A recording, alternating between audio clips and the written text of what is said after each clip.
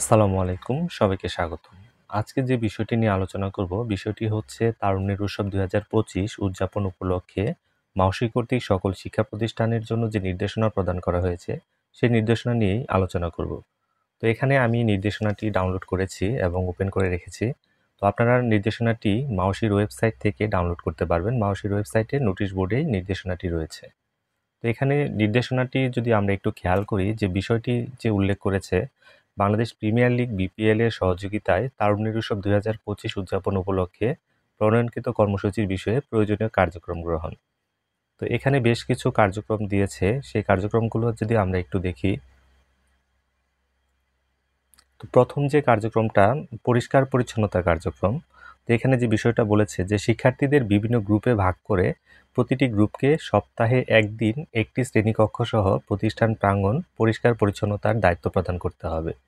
এভাবে সপ্তাহে 5 দিন প্রতিটি গ্রুপ নিজ নিজ শ্রেণীকক্ষ সহ প্রতিষ্ঠান প্রাঙ্গণ পরিষ্কারের দায়িত্ব পালন করবে।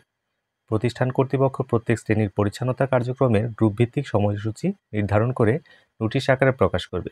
কার্যক্রমটি চলমান থাকবে। তো দ্বিতীয় যে কার্যক্রমটি করতে বলেছে, যে জুলাই বিপ্লবকে অর্থবহ করতে তারুণ্যের প্রতি ৩৬ জুলাইকে সকলের মাঝে তুলে ধরার কার্যক্রম।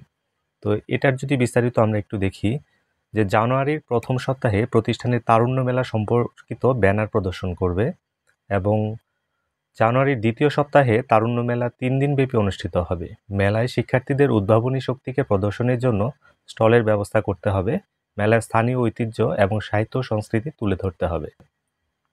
জানুয়ারির তৃতীয় সপ্তাহে সুবিধাজনক তারিখ ও সময়ে জুলাই বিপ্লবে অংশগ্রহণকারী আহত বা আহতদের পরিবারের সদস্য, শহীদ পরিবারের সদস্যদের আমন্ত্রণ জানিয়ে জুলাই বিপ্লবের প্রেক্ষাপট ও ফ্যাসিবাদ বিরোধী আলোচনা সভার আয়োজন করতে হবে।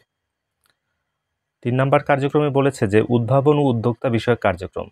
তো জানুয়ারির চতুর্থ সপ্তাহে প্রতিষ্ঠানের শিক্ষার্থীদের মধ্যে ক্ষুদ্র ও মাঝারি উদ্যোক্তা থাকলে তাদের পাশাপাশি স্থানীয় যে সফল উদ্যোক্তাদের আমন্ত্রণ জানিয়ে উদ্যোক্তা ও সোশ্যাল বিজনেস বিষয়ক আলোচনা সভার আয়োজন করতে হবে। আর চতুর্থ যে কার্যক্রম, পরিবেশ সুরক্ষা সংক্রান্ত কার্যক্রম। তো এটা হবে ফেব্রুয়ারির প্রথম সপ্তাহে। তো ফেব্রুয়ারির প্রথম সপ্তাহে সুবিধাজনক সময়ে পলিথিন ও প্লাস্টিক বর্জন এবং পরিবেশ সুরক্ষা সংক্রান্ত বিষয়ে শিক্ষক, শিক্ষার্থী, অভিভাবক এবং স্থানীয়ভাবে পরিবেশ সুরক্ষা বিষয়ে অভিজ্ঞ ব্যক্তিদের নিয়ে আলোচনা সভার আয়োজন করতে হবে। অর্থাৎ জানুয়ারির প্রথম সপ্তাহ থেকে একদম ফেব্রুয়ারির প্রথম সপ্তাহ পর্যন্ত এই কার্যক্রমগুলো চলবে।